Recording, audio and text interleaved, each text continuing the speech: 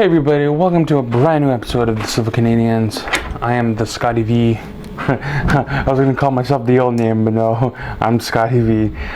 So today what I'm going to talk to you guys about is a few things Marvel, basically. It's been a big week for Marvel news. First, what I'm going to be talking about is the Avengers Endgame marketing. So it's been said that the Avengers Endgame marketing will only feature the first 20 minutes of the film, and you know what? I think that's a smart move, because you know what, if they want to surprise the hell out of us, they want to keep it very tight, very close to the chest. And apparently a lot of the cast members didn't know that Avengers 4 at the time would have been called Endgame. The only people that knew were the directors, the producers, and I guess the cinematographers. Because if you look back a while ago, a couple of months ago, that one of the photographers put on his resume the Avengers movies he was working on, and he put Avengers Endgame, and then he automatically deleted it and just replaced it with Avengers 4, which kind of made everybody's aware that, hey, it might be called Endgame. And I'm not gonna lie, I had a feeling it was Endgame because it was the most title thrown out by there, and then the directors came out saying it's not, and then everyone went to Annihilation, and I thought it was Annihilation a while, and what are you gonna do? They're trying to mislead us, and it worked, basically. So yeah, it's only gonna feature the first 20 minutes of the movie. Basically, what that the features of the way we're gonna see the trailer is just what happens after Infinity War. Where are they? Like how we got in the Avengers Endgame teaser. What happened? How is everybody? What's their state? We saw Captain America down. He's defeated. He's crying. Black Widow's done. Bruce Banner, he doesn't know what to do, looking for missing people. Yeah, we didn't see Rocket, which I you know what, I'm glad I didn't see him, because maybe they didn't finish up his CG, but you know, I'm fine with the first 20 minutes of the movie. I don't want to see any of it, because I want to be surprised when I go watch Avengers Endgame, like how I went to watch Infinity War with a couple of my good buddies. We went to watch Infinity War, and I was surprised. And when we saw that trailer 2 originally, I'm like, oh, well, they didn't show much of the movie, let me tell you that. We thought they did, but they showed us how it's going to be, how epic it's going to be, but they didn't show us barely anything of the movie, which is really smart on Marvel and Disney on their part. So only the first 20 minutes of the movie will be shown in the marketing. I'm fine with that, and we also know that the Avengers, or the heroes that disappeared during the decimation, will not be featured in marketing whatsoever, and that's good, because I don't want to see anything with those characters. I want to be surprised. I like being surprised with these kind of movies. For example, Homecoming, we didn't know Zendaya's father was the Vulture, and that surprised the hell out of me. So I was really impressed by Marvel and Sony when they did that. So yeah, I'm totally cool with the first 20 minutes of the movie shown. Like this, we can look forward to something epic in the finale, in the climax of the film. So now another big news is that Kevin Feige has waited over 20 plus years to get the rights to the Fantastic Four and the X-Men. And you know, he's been there since the beginning, since the first X-Men movie. He was part of that, and then he went to work on Spiderman with Sony, and he's like, hey, I have a great idea, why don't we work together and see what happens. And you know, studios are studios. A little Q&A with press afterwards. Mm-hmm. The first 5 questions were, what about this character? What about this other character? Well, what about this movie? And I thought, well, wait a minute. We just announced 10 or whatever it was, new movies.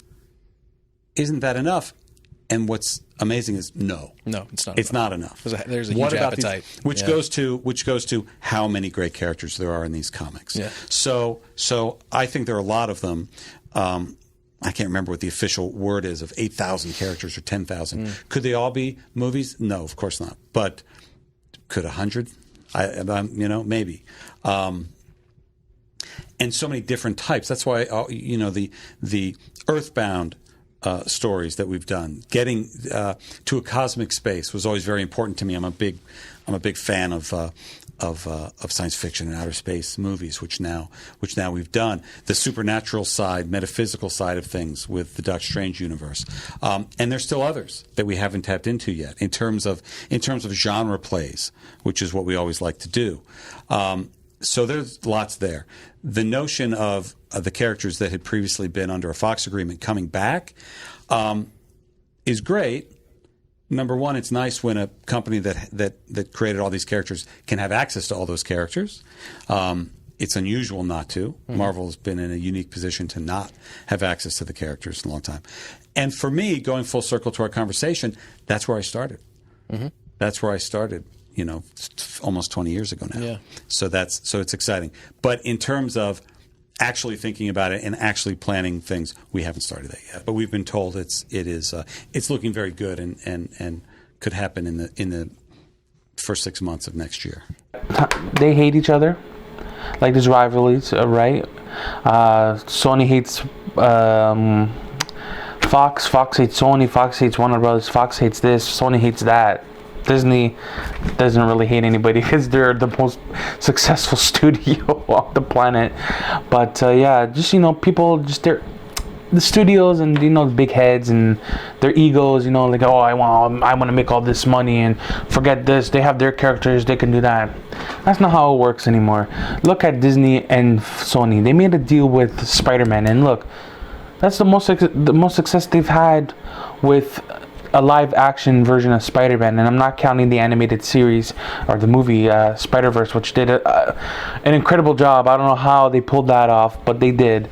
So Kevin Feige has been waiting, and he's always had plan Bs, contingency plans. Oh my god, I can speak English today.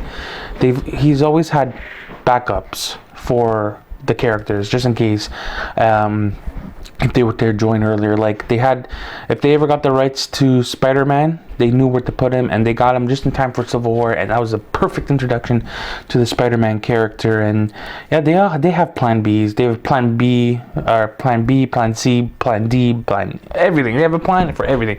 They're gonna get so much characters now, and they're gonna shove them anywhere they can.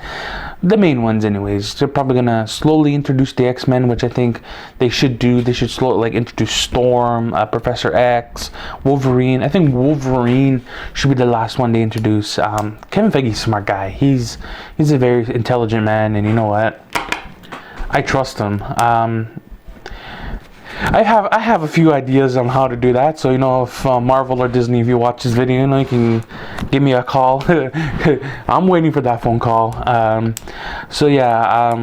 Good on them. Kevin Feige, patience is key. As we got that post-credit stinger at the end of Homecoming. Patience. It was kind of a dab, a little dab on the fans there. We were expecting Infinity War footage, but we only got some Captain America videos and saying, hey, patience is the key.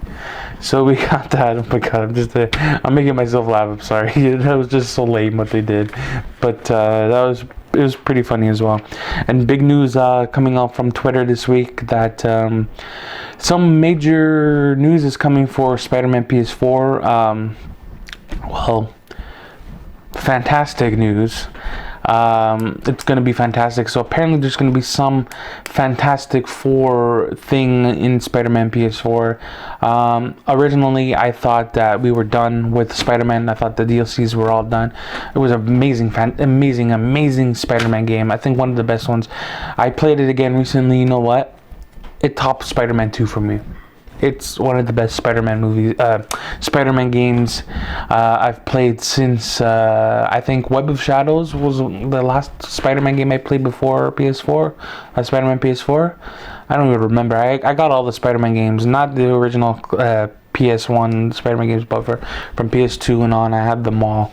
I can't wait. Whatever it is, it could be a suit. It could be some extra DLC content playing, I don't know, but I hope it's like an extra story expansion, like how they used to do back in the day in the early 2000s. Buy this and you play beyond the story, like DLC. That's the major news that that happened this week. So Avengers Endgame marketing, only 20 minutes of the film will be shown. I'm cool with that. I'm fine with that. Kevin Feige waiting 20 plus years for the rights for Fantastic Four and X-Men plus other characters. Patience is the key, my friends. And also the big fantastic news for Spiderman PS4, which we still don't know yet. Something fantastic. So that's about it for this week, guys. So yeah, thank you for the support. Hit a like, share, subscribe. Make sure you hit that notification bell. I can't stress this enough. You guys don't hit the notification bells when you guys subscribe, and please hit that notification bell so like this you don't miss anything we do. We do a lot of trailer reactions, and we're slowly gonna get back into the unboxings. Just there's nothing out there for me to unbox yet. There was some stuff that was supposed to come out but didn't come out, and it was already too late to do some unboxing videos for them. So you know what, thank you so much. Stay tuned, make sure you hit the notification bell, make sure so you don't miss anything else that we put on this channel. All right, see you soon, be good. And giveaway, I'm going to be doing a giveaway very soon, whenever there's a big comic book trailer coming out, which is Shazam. So I will be doing a giveaway for that, so you guys can get excited for this channel. All right, guys, see you soon, be good, have a good weekend. Avengers assemble.